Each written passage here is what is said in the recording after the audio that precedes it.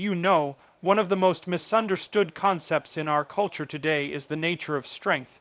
We tend to associate strength with dominance, volume, aggression, retaliation.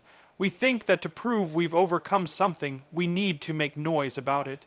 Especially in the wake of abuse, when someone has spent months or years systematically dismantling our sense of worth. It feels like justice should come with thunder, that it should shake the ground and announce to the world, I've survived. But here's the paradox, especially when it comes to dealing with narcissists. The most powerful revenge is silence rooted in conviction. See, narcissists thrive on your reaction. Your outrage feeds them. Your emotional displays validate their power, because the narcissist's goal is never resolution, it's domination.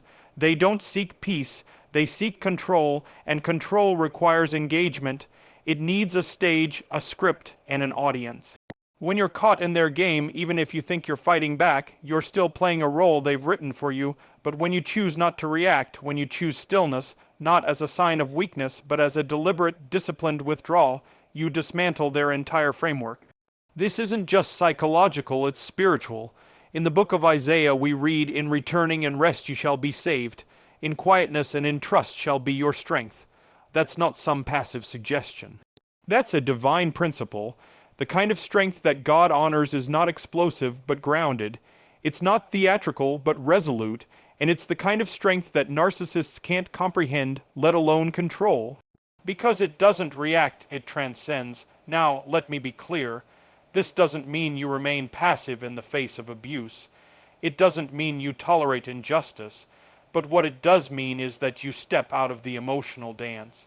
You stop playing the game that was designed to keep you disoriented. When you choose silence, strategic, intentional, spirit-led silence, you become untouchable in a very real sense, not because the narcissist has changed, but because you have. There's something deeply unsettling to a narcissist about a person who is no longer emotionally available to be manipulated. They don't know what to do with someone who no longer tries to defend, explain, or prove themselves.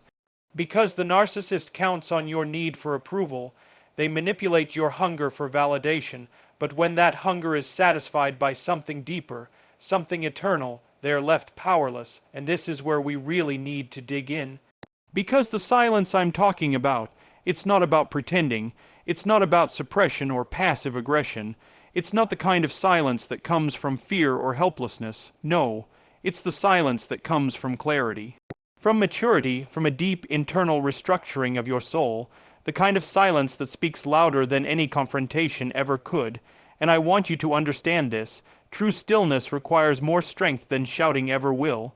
It takes more strength to restrain yourself, to stay grounded in truth, than to erupt in emotional retaliation. Anyone can explode, that's easy, that's natural. But to remain composed when every fiber in your being is screaming for justice, when the injustice is obvious and the wound is raw, that takes depth, that takes alignment with something higher than your ego. When you reach this place, something profound happens. The narcissist begins to feel the absence of your attention like a loss of oxygen. They flail, they provoke, they bait, and if you've truly changed, you don't respond. Not because you're numb, but because you're healed, because you've come to understand that peace is not something you beg for. It's something you choose, and no narcissist has the power to take it from you once you've reclaimed it. This isn't just emotional strategy, it's spiritual warfare. Because what you're doing in that moment is refusing to allow your identity to be shaped by someone else's brokenness. You are taking back territory in your mind, in your heart, and in your soul that never belonged to them in the first place, and that, more than anything, leaves the narcissist speechless. There's no louder victory than a life that no longer revolves around your oppressor. That's the real silent revenge, not bitterness, not vengeance, but peace, the kind that surpasses understanding, the kind that comes from knowing who you are and whose you are. So here's what I'll leave you with. The moment you stop needing the narcissist to understand, explain, or change is the moment you win. Because your silence, when rooted in wisdom, is not an absence, it's a presence. It's the presence of someone who has been refined by fire and walked out whole. There comes a point in every toxic relationship, especially with a narcissist, where the real victory isn't in what you say or how cleverly you confront them. It's in what you withhold.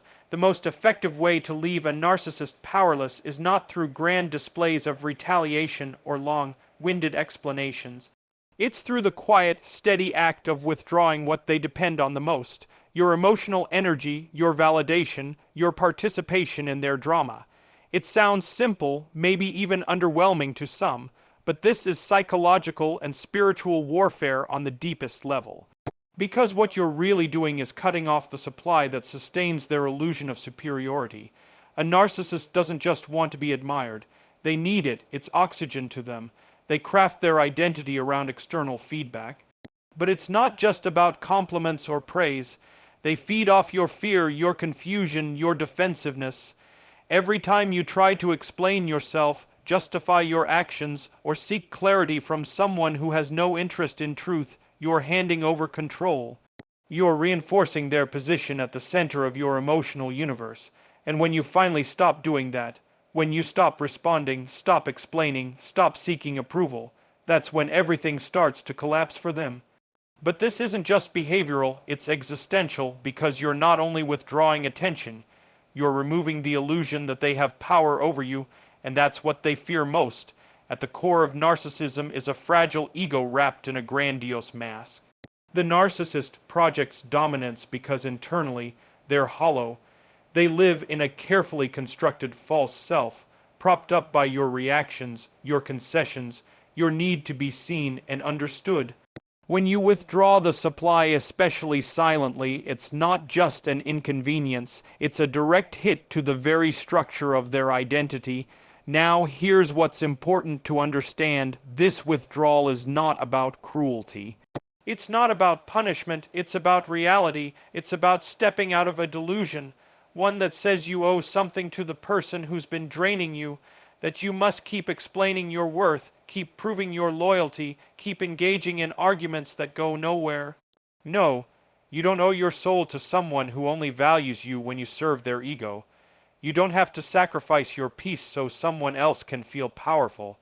Psychologically speaking, this kind of disengagement is called gray rocking, being emotionally non-reactive, neutral, and disinterested. But spiritually, I would go further. It's not just about becoming boring to a narcissist, it's about becoming anchored, rooted, unshakable. Because when your sense of self no longer depends on how someone else perceives you, especially someone who is incapable of empathy or truth, you become immune to their control. You don't need to fight back, because they no longer have access to the parts of you they once exploited. And this is where it starts to feel like justice, real justice, not revenge, not retaliation, but the kind of justice that comes from truth finally having the last word. The narcissist may never acknowledge your growth. They may never apologize, but when they can no longer extract energy from you, no longer provoke reactions, no longer manipulate your perception of reality, you've won something far more valuable than a verbal victory. You've reclaimed your mind, and that's sacred, but I want to pause here and say, this isn't easy, don't misunderstand me. Disengaging from a narcissist, especially if it's a family member, a spouse, or someone you've deeply loved, can feel like emotional amputation. There's grief involved, there's doubt. You'll be tempted to re-engage just to get closure, to say the thing you never said, to prove they were wrong about you. But you must understand, narcissists don't deal in closure. They deal in loops. Psychological loops designed to keep you spinning, unsure, seeking something they have no intention of giving. So every time you go back to the conversation, back to the fight, back to the hope that maybe this time it will be different, you're feeding the cycle again. Instead, the path forward is in learning to be okay without the final word, to be at peace in silence, to choose solitude over codependency, because you can't control their narrative, but you can end your participation in it. And when you do, something profound happens. You start hearing your own voice again. You start recognizing your own thoughts without their distortion. You begin to reclaim the territory of your own soul. This is where true transformation begins, not in changing the narcissist. That's not your job, but in changing your response, in choosing dignity over drama, in refusing to play the role they cast you in. And that choice, though it may feel small in the moment, is a tectonic shift in your internal world. That is the kind of change that reverberates. It's the kind of silent rebellion that narcissists can't process, because it doesn't fit their script.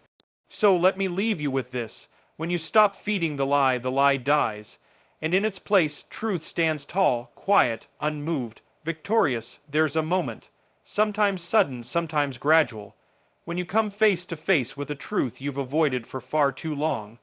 That your identity has been shaped, not by who you are in your essence, but by who someone else needed you to be for them to feel superior. And when that someone is a narcissist, the identity you're given isn't built on truth. It's constructed on manipulation, distortion, and control. Over time, it becomes a prison, but here's the reality. The key has always been in your hand. It's the realization that your value never came from them in the first place. You don't realize how far you've drifted from yourself until you start the journey back. The narcissist distorts your reflection so consistently, so convincingly, that eventually you stop trusting your own perception. You second guess your memories, you question your instincts, you begin to live in a psychological funhouse mirror, everything bent, warped, confusing. But the most damaging effect isn't what the narcissist says about you. It's what you begin to say about yourself. That's how deep the distortion runs. And that's why the path to freedom begins not with confrontation, but with re-identification. Who are you when no one is manipulating your narrative? Who are you when you're no longer shrinking to accommodate someone else's ego? That question isn't just therapeutic, it's philosophical, it's existential. Because when you've been psychologically colonized by a narcissist, reclaiming your identity isn't about ego, it's about survival, and this is where truth, deep, grounding truth, becomes everything. For many people, especially those raised in performance-based environments or legalistic religious systems, identity is tied to approval. You become what people need you to be so you'll be loved. You become agreeable so you won't be abandoned. You adopt shame as a form of control. Narcissists know this. They exploit it with frightening precision. They turn your need to be seen into a weapon against you. But once you understand this, really understand it, you begin to see that the antidote to narcissistic control is not counter-control. It's truth, and I don't mean relative truth.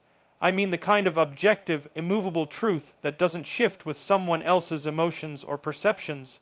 The kind of truth that says, you are not who they say you are. You are who you were created to be. That's why anchoring your identity in something greater than human opinion is essential. For some, it's reconnecting with a moral or spiritual framework that predates the abuse. For others, it's grounding in rational thought and philosophical clarity. Either way, you must build on solid ground, because narcissists construct castles in sand, beautiful, persuasive illusions that crumble under the weight of reality. But if your identity is built on something real, something that doesn't shift with the winds of approval, you become immune to their tactics. This is more than healing. This is strategic. Because once a narcissist realizes they can no longer define you, they lose their grip. If they can't convince you that you're broken, they can't position themselves as your savior. If they can't make you feel guilty, they can't exploit your conscience. If they can't control your self-concept, they can't control your decisions.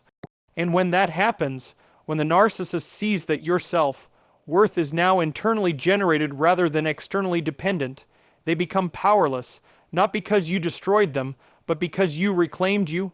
Reclaiming your identity also means rejecting false guilt. That's a big one. Narcissists are masters of using your empathy against you. They accuse you of being selfish the moment you set boundaries. They call you ungrateful when you don't tolerate their manipulation. They redefine love to mean obedience, and for a long time you might believe them.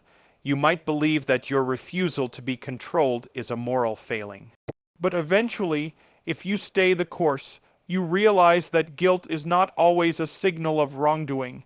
Sometimes it's a sign of healing, a sign that you're breaking an unhealthy pattern, and that dissonance, that emotional discomfort, it's not a warning, it's a birth pang. And here's something else. When you reclaim your identity, don't expect the narcissist to validate it. They won't. In fact, they'll likely escalate. They'll accuse you of changing, of being cold, of being the very thing they've been all along. That's expected, because when you stop playing your part in their script, the entire production falls apart. They don't know who they are without control, but that is not your responsibility to fix. Your responsibility is to remember who you are when you're not trying to survive. And that's what this whole process is really about. Not revenge, not proving them wrong, but remembering yourself, rebuilding what they tried to erase, reconnecting with the truth that was buried beneath years of manipulation. The narcissist's greatest fear isn't your anger. It's your clarity, it's your quiet, steady refusal to be defined by their delusion. So here's what I'll leave you with. You don't need their permission to become who you were meant to be. You just need the courage to stop believing the lie that you ever belonged to them. There's something deeply unsettling to a narcissist that few people talk about, and that's your ability to move on quietly, not in a grand display, not in a theatrical gesture of defiance, but in a steady, grounded way that shows you no longer require their permission, their attention, or their chaos to feel alive. That kind of calm, that kind of stillness, it terrifies them, because it reveals the one thing they've worked so hard to keep hidden from you, that you were always capable of peace without them. You see, narcissists construct a reality in which they are the sun. Everything revolves around them. Your moods, your decisions, your energy, they position themselves at the center of it all. And when you begin to detach, when you no longer orbit around their emotional instability, it creates a kind of existential panic in them. Because your detachment isn't just inconvenient, it's evidence that the version of reality they imposed on you was never real to begin with. Now, we often misunderstand detachment. We think it means apathy, that to detach is to stop caring, to shut down emotionally, to become cold or distant.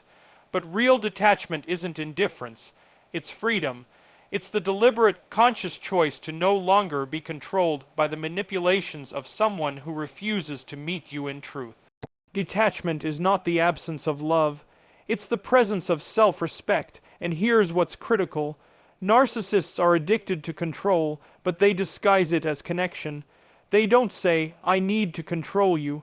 They say, "You're hurting me by not doing what I want." They cloak their demands in victimhood. They use your empathy as a leash, and over time you learn to equate detachment with guilt.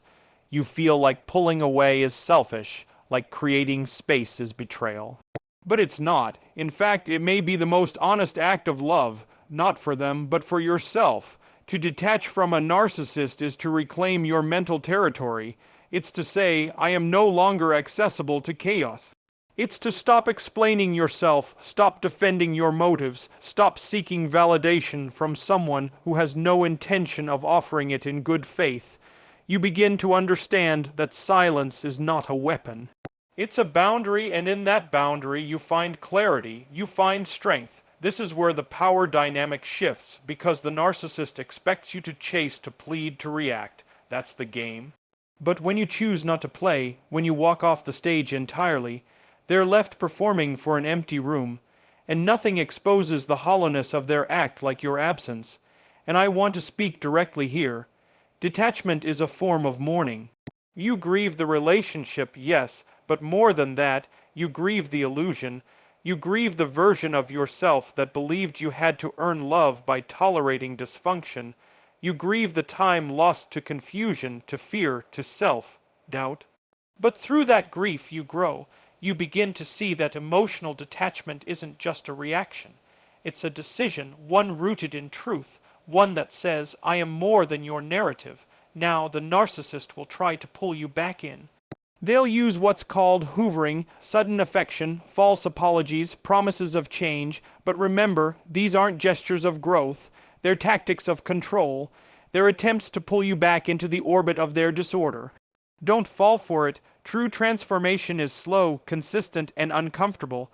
Narcissists avoid all three, so unless you see sustained change over time, backed by genuine humility and accountability, you owe them nothing. And here's where the silent revenge comes full circle. You don't expose the narcissist by fighting them. You expose them by thriving without them. You expose them by no longer needing them. You expose them by building a life of peace, purpose, and integrity, and doing so without looking back.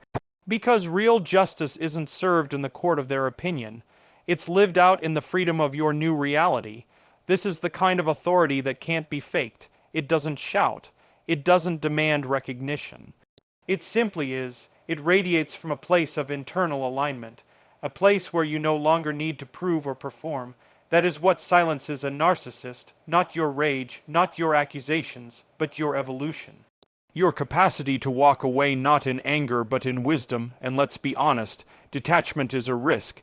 It means letting go of the fantasy that they will ever understand, that they will ever apologize, that they will ever become who you hoped they could be. But in releasing that fantasy, you make room for reality, and in reality you find your footing again, you rebuild, you rediscover, you return, not to who you were before the abuse, but to someone wiser, deeper, and stronger than you ever imagined. So here's what I'll leave you with. You don't need to destroy the narcissist to win. You only need to stop letting them destroy you. Detachment is not weakness. It is the quiet, sacred power of knowing who you are, and refusing to forget it ever again. One of the most devastating, and perhaps most misunderstood realities about narcissistic abuse is how it warps your perception of what's normal. Over time, you stop recognizing how far you've drifted from emotional safety, from mutual respect, from truth. And when you do begin to wake up, there's a moment where you realize what felt like love was actually control, what passed for affection was conditional approval, what seemed like closeness was just strategic possession. And what's most painful isn't that the narcissist fooled you. It's that, at some point, you started cooperating with the illusion. But this is where the breakthrough happens. Not in rage, not in retaliation, but in clarity. When you finally begin to name the patterns for what they are: gaslighting, triangulation, emotional baiting, coercive guilt, you strip the power from the game, because narcissistic abuse only thrives in confusion. It lives in the fog, it survives on your inability to see clearly, and the moment you start to define things accurately is the moment the illusion begins to fall apart. Now, this is difficult. It requires facing some uncomfortable truths about yourself, not because you're to blame, but because healing demands that you re-examine the places where you compromised too much, believed too little in yourself, tolerated what you knew deep down was wrong. And that isn't weakness, that's survival. That's what people do when they're in environments where love is weaponized and boundaries are punished. But understanding this doesn't mean you stay in that mindset forever. It means you become conscious of it, so you can outgrow it. What narcissists fear most isn't confrontation, it's consciousness. They aren't terrified of your anger, they're terrified of your awareness. Because awareness means you start asking the right questions. Why do I feel like I need their approval to feel good about myself? Why am I afraid of setting boundaries? Why do I keep explaining myself to someone who's never listening? These questions are like psychological crowbars. They pry open the walls of the prison they built around your self-concept, and this is where the silent revenge becomes undeniable, because when you begin to speak truth internally, you no longer need to shout it externally. You don't need to prove the narcissist wrong. You need only to stop believing that their version of you is the truth. There's something quietly revolutionary about no longer participating in the lie. Because narcissistic abuse always demands one thing above all else: your agreement. Your agreement to the false story about who you are. Your agreement to carry blame that isn't yours. Your agreement to sacrifice your peace so they can maintain control. And once you withdraw that agreement, once you stop nodding along, even silently, the entire dynamic begins to collapse, not because they changed, but because you did. And here's the fascinating part.